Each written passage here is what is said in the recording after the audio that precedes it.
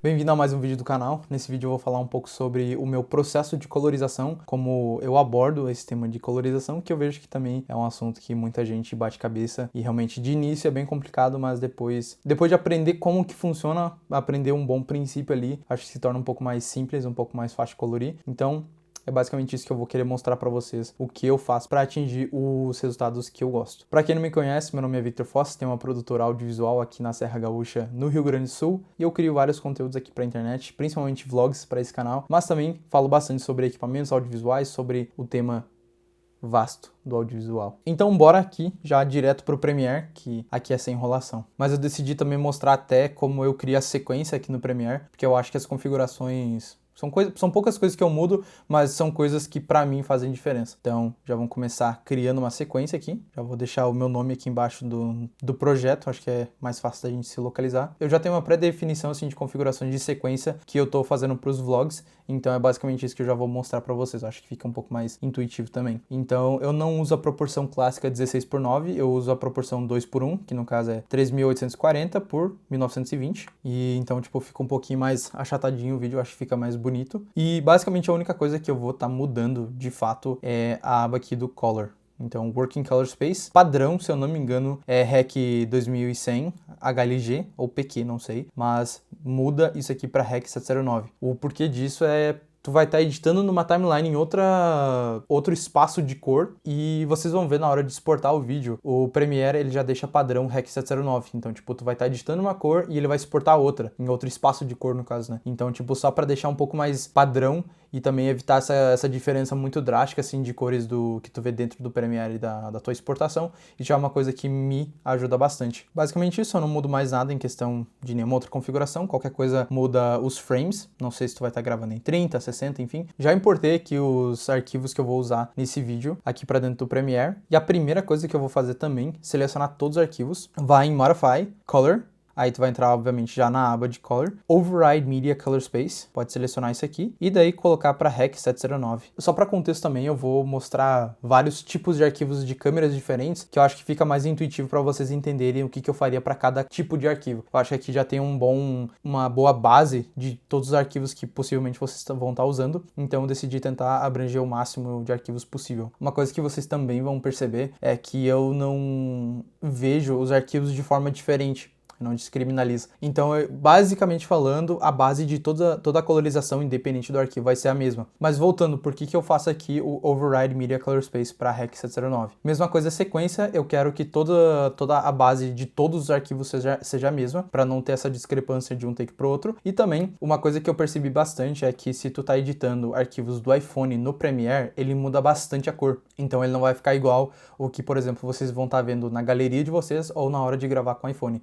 Então isso também, para mim, pelo menos, já foi uma boa base, assim, para conseguir trazer um pouco mais de vida e deixar um pouco mais fácil de editar. Especificamente falando dos takes de iPhone, o REC 2020 também funciona. Dá uma testada aí para ver o que funciona para vocês. Para os arquivos de câmera, nunca precisei mexer nisso, mas já que eu faço para os takes de iPhone, se tem nessa mesma sequência, eu vou fazer para todos os takes, no caso. Pelo mesmo motivo, para padronizar esse workflow. A gente vai começar primeiro pelos takes da FX30, depois a gente vai para os takes da ZV-10, depois a gente vai para os takes da R6, depois os takes de iPhone que eu fiz em ProRes, e ao iPhone 14 então não vai ser em log, só vai ser em ProRes para ter 10 bits, e por último os takes de iPhone normal, vamos dizer assim, direto do aplicativo da câmera, né, sem nenhuma configuração adicional. Eu fiz duas cenas, uma bem diferente do sol e uma contra o sol, só para ter um pouquinho mais de diferença em questão de cor, de luz e tudo mais. Já vou organizar os arquivos aqui também, mas agora a gente vai de fato começar a colorizar esses arquivos. Lembrando que eu não sou um colorista profissional, eu não sou especializado nessa área, então eu vou começar criando uma camada de ajuste aqui. Eu vou colocar essa camada de ajuste em cima de todos esses arquivos, e aí eu vou criar outra camada de ajuste em cima deles. Nessa primeira camada de ajuste, eu vou chegar aqui na correção básica, Basic Correction, no Lumetri Color. Eu vou aumentar 100% a saturação e 100% o contraste. Vocês já viram que já deu vida aqui para os arquivos. E basicamente isso vai servir como um LUT de correção. Uma coisa que poderia ser feito diferente é tu baixar o LUT de correção da câmera específica que tu vai estar usando e usar. Na minha experiência, eu não curto usar os LUTs de correção da marca da câmera, porque simplesmente não fica do jeito que eu gosto da imagem. Então, tipo, isso vai de cada um, da preferência gosto, então esse é o jeito que eu tô fazendo, né? Nessa primeira camada de ajuste, é isso que tu vai fazer, tu não vai mexer em mais nada. Mais um detalhe, essa primeira camada de ajuste não fica legal pros takes de iPhone, então fica a dica, não faz essa primeira etapa para os takes de iPhone, então até vou mostrar aqui para vocês. Vocês viram que ficou uma merda, né, esses takes, então vou simplesmente vir aqui, pronto, apagar. Na segunda camada de ajuste, nessa mais de cima, aí entra uma coisa que eu vejo que não é o correto, entre aspas, tecnicamente falando, que é colocar o look. No caso, um LUT criativo que vocês querem usar. Um look estilizado, vamos dizer assim. Um dos LUTs que eu uso, que eu gosto bastante do resultado que dá, é do Full Time Filmmaker. Não sou patrocinado por eles, então usa literalmente qualquer LUT que tu quiser. Não faço nenhuma questão que tu use esses, mas simplesmente gostei bastante da imagem e por isso que eu uso o deles. E nesse caso vou usar o CG Codec LUT. Aqui vai muito da tua preferência pessoal, pode colocar 50%, 70%, 75%, 100%, enfim. Geralmente 100% é forçado demais. Tá? Então, vou deixar em 50% pelo menos por agora e a gente vai ajustando conforme a gente vai mexendo aqui nos takes. Agora vem a melhor parte, que é colorizar individualmente os takes. Isso pode demorar um pouquinho, é um processo um pouco mais minucioso, só que a minha base de colorização é basicamente essa. Então, todos esses últimos vlogs aqui do canal têm sido feito assim. Então, se tu gosta da cor, se tu gosta da estética, é exatamente assim que está sendo feito. E como vocês podem ver aqui, cada imagem vai mudar drasticamente. Então, por isso que tem que ser feito o ajuste para cada um deles. Aí, para fazer os ajustes individuais, eu entro aqui na aba do Lumetri. Caso não tiver aberto essas abas, é literalmente só em Windows e abrir qualquer outra aba que tu quiser, especificamente agora. A gente vai abrir o Lumetri Scopes. E o gráfico que eu uso aqui no Scopes é o Parade RGB. Não sou muito fã de usar o Waveform, não uso histograma, a não ser para expor a imagem e olhe lá. Vector Scope eu uso em alguns instantes bem específicos, até posso mostrar aqui para vocês depois. Mas abrindo aqui o Parade RGB, aí vocês vão simplesmente deixar ele aberto aqui do lado e daí começar a fazer os ajustes de vocês. Eu vou começar a fazer aqui rapidinho e eu vou explicando basicamente o que eu estou fazendo nesses takes. Nessa aba aqui de Basic Correction, aí seria onde tu faria os ajustes de temperatura, de tint, no caso eu não tinha feito isso antes. Mais uma vez, isso não é uma coisa que é correto, tecnicamente falando, só que para mim funciona, eu prefiro fazer dessa forma. E, sinceramente, pode até pegar o Color Picker, vamos dizer assim, e, tipo, achar alguma coisa que é branco na imagem, enfim, só para ter uma temperatura mais precisa. No meu caso, eu não curti muito, eu gostei do jeito que tá. Baixei um pouquinho a exposição do take da FX30, baixei um pouco a sombra e baixei bastante aqui o preto, né? Só de referência, o ideal, entre aspas, do preto é tá aqui, mais ou menos onde seria o 5. Aqui desse lado vocês vão ver que tem o 0 e tem o 10. O 0 é o preto absoluto, que não tem mais informação, então tu pode deixar nesse meio termo que seria um 5, né? O branco depende muito da imagem, mas eu tento não deixar ele passar muito dos 90. Aos meus olhos fica forçado demais, a não ser que em algum take específico faça sentido, né? Mas aí, mais uma vez, isso é muito gosto pessoal. Percebe que eu tô falando bastante sobre gosto pessoal, porque não tem regra. Eu tô simplesmente replicando um processo que eu descobri depois de muita tentativa e erro. Aqui nas curvas eu acho que é a minha parte favorita, porque eu gosto bastante de mexer tanto nas curvas RGB, principalmente nessa azul e também nessa branca, mas essas curvas de matiz versus saturação, hue versus hue, aqui hue versus luma, gosto bastante de trocar uma matiz específica das cores, enfim, gosto de brincar bastante. Aí aqui eu vou fazer uma curva S, bem padrão, e eu vou meio que no olhômetro, tá ligado? Vamos ver. Pô, já dá uma cara muito bonita. Essa curva azul aqui, vou botar os 3 pontinhos, que eu não pretendo fazer uma curva S, só vou pegar, erguer um pouquinho esse azul, e no caso que essa curva tá afetando, esse pontinho específico da curva azul, essa parte mais preta aqui, ó, essa parte mais escura de sombras, ele já tá deixando um pouquinho mais azulado. E caso tu não sabe como é que funciona essas curvas RGB, meio é os tons médios, a parte de cima aqui é os realces, a parte bem de cima é os brancos absolutos, aqui embaixo é as sombras e aqui é o preto absoluto. Então, tipo, vocês podem ir mexendo nessa parada. E nas curvas coloridas, no caso o vermelho, verde e azul, aí afeta a cor, no caso a coloração de cada de cada parte da imagem, no caso, né? Então, tipo, aqui seria os tons médios, né? Vocês já podem ver que já muda bastante a imagem, mas, né, como eu falei, eu já não pretendia fazer uma curva S nessa curva azul. Para mim, essa grama aqui atrás está muito amarelada, então vou baixar um pouco a saturação, mais uma vez. Como sempre, vou no olhômetro, vou vendo antes e depois, já dei uma tirada daquele brilho. Mesma coisa, eu vou mexer na matiz, gosto bastante. E aí, vamos vendo o que a gente curte. Cara, assim já tá bom pra mim, ó. Antes, depois. Luma, o verde, eu gosto bastante de mexer a luma, escurecer um pouco mais ainda. Antes, depois, gosto bastante disso. E agora eu acho que dá pra baixar um pouco mais a saturação, tipo, já vendo mais ou menos como que ficou, né? É basicamente isso, gurizada. Nesse caso eu percebi que o tom de pele da Manu tava levemente claro demais, então, tipo, isso é uma coisa que dá pra consertar um pouquinho mais. Mas, como a gente tá vendo aqui nos scopes, não tá estourado, isso é uma coisa muito boa. Se vocês quiserem mudar o tom ou fazer ajustes em uma cor específica e nas curvas vocês não estão conseguindo atingir esse resultado, vocês podem vir aqui na aba do HSL e daí, com o Drop Picker, já selecionar aquela cor. Nesse caso vai ser o rosto da Manu. Já tá muito bom essa seleção, porque eu queria mais a parte mais clara assim do rosto dela. Ó, aí, justamente essa partezinha que eu tava querendo. Aí aqui seria um instante que eu usaria o Vector Scope. Vou abrir ele aqui. Vocês já estão vendo que o tom de pele da Manu tá meio amarelado demais. Então vamos tentar trazer mais pro meio, mais para aquela linha ali. O Vector Scope é só mais um meio de visualizar as cores presentes na cena. E essa linha aqui, que tá aparecendo, é um guia para onde as cores do tom de pele deveria estar. Então, tipo, se a cor da pele tá muito para cá, vocês já estão vendo que, tipo, tem alguma coisa esquisita aí. Então, tipo, vocês podem se basear nessa linha para tentar, tipo, chegar num resultado mais prazeroso, mais correto, né, pela técnica. E também, no centro, é menos saturado e mais para a borda do círculo aqui, mais para fora do círculo é mais saturado.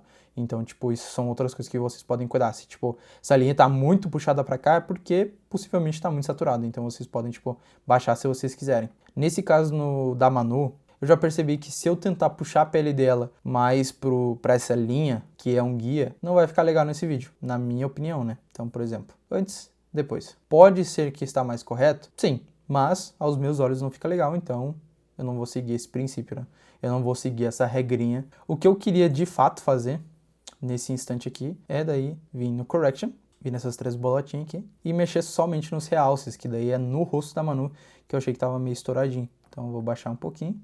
Vou baixando, até eu achar que ficou legal. Aí, mesma coisa, eu posso selecionar antes, depois, antes, depois, antes, depois. Ficou escuro demais, dá pra aumentar um pouquinho. Uma coisa também que ajuda bastante é nesses casos de ajustes finos, aproxima a imagem para ver se vocês não vão estar deteriorando a imagem, tipo, principalmente o verde ali que eu mexi no Luma, com toda certeza, se tu forçar bastante, vai começar a ficar granulado a imagem, isso é horrível de quem tá assistindo. Para mim, esse take já estaria colorizado, já poderia seguir para o próximo arquivo, mas só para vocês já verem o que a gente já fez aqui, né?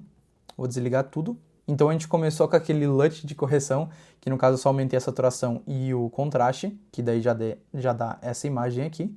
Aí depois coloquei um LUT, um look final, e daí por último eu fiz o ajuste no Lumetri, então ficou assim. Então vou deixar aí na tela o antes e o depois, só para vocês já terem uma noção do que foi feito de fato. O que eu vou fazer agora é copiar e colar esse ajuste que eu fiz do Lumetri Color e passar para o outro arquivo. Isso não significa que vai ser igual, que a coloração vai ser a mesma, que vai parecer a mesma câmera, não. É só para ter a mesma base do que foi feito no outro take. Daí, para esse arquivo da ZV10, que no caso é o próximo, aí eu vou ter que fazer os ajustes finos para essa câmera aqui em específico. Então, copia e cola. Sinceramente, ficou bonito pra caramba. Só parece que ficou um pouco mais claro do que o take da FX30 e também o tom de pele da Manu tá um pouco diferente.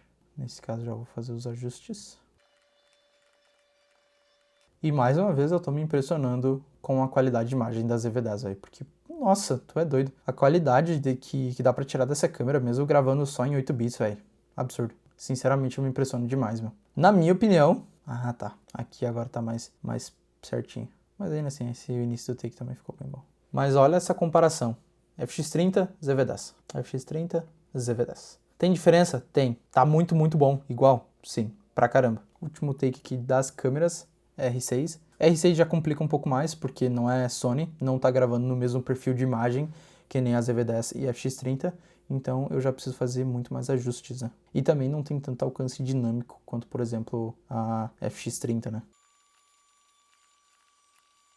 Tá, comparando aqui, agora o R6 e a FX30 tá bem parecido, em questão de cor, né? Olhando aqui na aba de correção básica, eu já tive que fazer uns ajustes bem mais pesados na R6. Tive que baixar bastante a exposição da imagem, baixar bastante até os realces e aumentar 100% as sombras, né? No caso, deixei 0, porque antes estava menos 21. Só o preto aqui que não zerei, mas também tive que aumentar um pouco. E, no geral, a imagem está bem parecida também.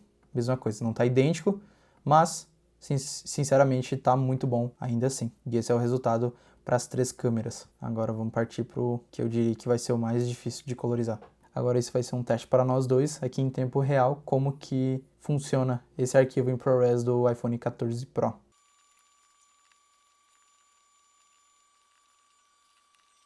Tive que trocar aqui rapidinho a bateria da câmera, mas já terminei de colorizar os takes aqui do iPhone. Não se comportou nada como eu imaginava. Bem diferente dos arquivos da câmera, obviamente, mas eu tive que baixar bastante os realces, a exposição tive que baixar também, porque olhando o antes e o depois, tava bem claro. E nota aqui no Scopes, né? Tava bem mais alto a imagem e eu tive que baixar um pouco a exposição e principalmente os realces, porque o realce que tava deixando essa pegada muito clara, assim, muito estourada, assim, principalmente no tom de pele aqui da Manu. Então, baixando isso já deu uma leve suavizada, não digo que tá perfeito, mas eu diria que para um take de iPhone tá bem aceitável. Aí, mesma coisa, só fui vendo o que funcionava, o que não funcionava, tive que aumentar um pouquinho as sombras. Acabei de perceber que aqui os brancos estavam um pouquinho erguidos, já baixei porque não era pra estar. Saturação, por incrível que pareça, eu tive que aumentar no máximo de novo.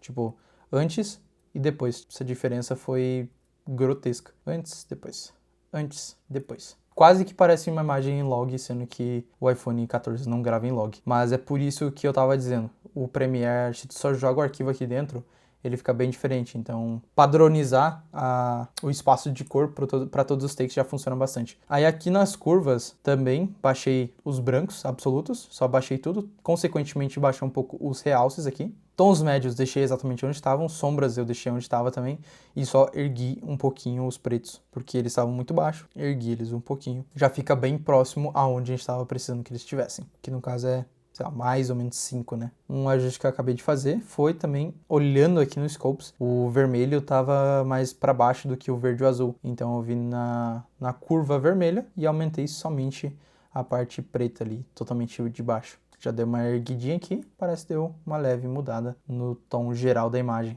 Copiando e colando a imagem para o take que não tá em ProRes HDR, sinceramente a mesma coisa. E olha a diferença de memória. O arquivo em ProRes tem 1,14 GB para tipo 15 segundos de vídeo, tem 13 segundos de vídeo, e esse outro arquivo aqui direto da câmera, tipo sem ProRes, tem 27,1 megabytes. E tem 10 segundos. Cara, é uma diferença absurda, meu. Eu juro que o ProRes saiu pior, por pouco, obviamente, do que esse outro aqui sem ProRes. Impressionante. Mas agora, o que eu vou fazer é copiar e colar os ajustes de cada um desses takes aqui para os outros takes da mesma câmera. ZV-10 vai para ZV-10, R6 vai para R6. Assim fica um pouco mais rápido de fazer os ajustes de cada um dos takes, né? E mais uma vez, vocês podem ver que a R6 tem menos alcance dinâmico do que as outras câmeras, nitidamente. Vou aumentar as sombras aqui desse arquivo. O arquivo da X30 acho que dá para dar uma baixada na exposição. A R6, sinceramente, não tem muito mais como mexer, porque vocês olhando a imagem mais bruta, vocês conseguem ver que não tem tanta informação aqui nas sombras. Se eu quiser aumentar, vai meio que estragar um pouco. Mas vamos testar só para ver. Só para não dizer que não tentei. Mas já ficou mais parecido, né? Os arquivos do iPhone ficou uma merda. Ficou muito, muito ruim. Aqui, esse arquivo, sinceramente, não ficou legal. Não ficou tudo aquilo, mas... sei lá. Então é isso. Colorização feita de cada um dos arquivos. Mais uma vez.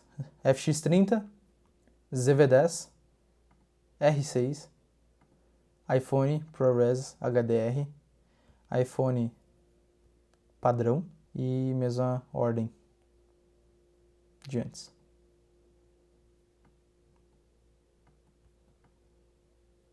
Na minha opinião, lembrando como estava a cena, que isso realmente está bem próximo ao que estava, fiquei bem satisfeito com a imagem de cada uma dessas câmeras, tirando o iPhone, obviamente, principalmente nesses últimos takes aqui, Ainda assim, eu diria que com os takes de câmera eu atingi um resultado bem satisfatório. Eu acho que também vocês conseguiram entender mais ou menos o que eu faço. E só pela zoeira, vou mostrar aqui em tempo real como eu vou colorizar esse vídeo aqui que vocês estão vendo agora. E eu acabei de me dar por conta que eu tava gravando em S-Cinetone, então não tava gravando em S-Log 3, infelizmente. Isso foi totalmente mancada minha, mas vamos dar ali que vai ficar bom igual. Em princípio, só vou largar esse LUT, o look criativo, né? Vamos pegar e já começar a fazer os ajustes. Pelo fato de ser S-Cinetone, tem um pouquinho mais de flexibilidade do que um Picture Profile padrão, vamos dizer assim, mas ainda assim não é um log de fato, então tu tem bastante margem ali de tipo já entregar uma imagem pré-pronta, mas ao mesmo tempo ter essa flexibilidade de conseguir fazer uns ajustes maiores, né, na edição. E isso é mais para mostrar para vocês como que é rápido esse processo de colorização que eu desenvolvi para mim mesmo, né.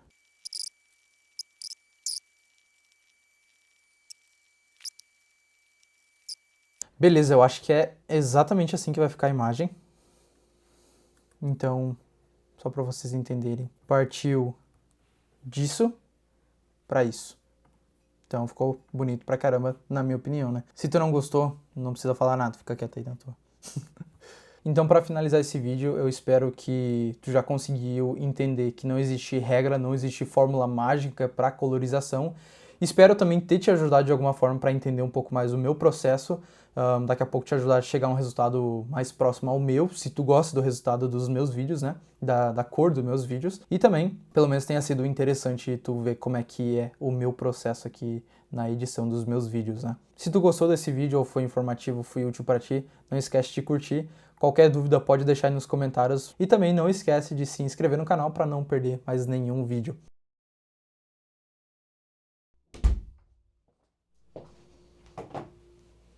Cenas pós-crédito desse vídeo vai ser simplesmente tomando uma cerveja pra acabar esse domingo. Tá um frio do caramba aqui na Serra Gaúcha. Deixa eu até ver quantos graus que tá. Tá 3 graus agora e é pra ficar 2 graus ainda. Ontem de madrugada a mínima foi -2, se eu não me engano, então tipo bizarramente frio, mas a gente tá finalizando esse final de semana, iniciando a próxima semana, vai ser uma semana boa. Vai sair mais uns vlogs aí, então fica ligado. Saúde. Inclusive, já foi ver meu vídeo mais recente do Instagram?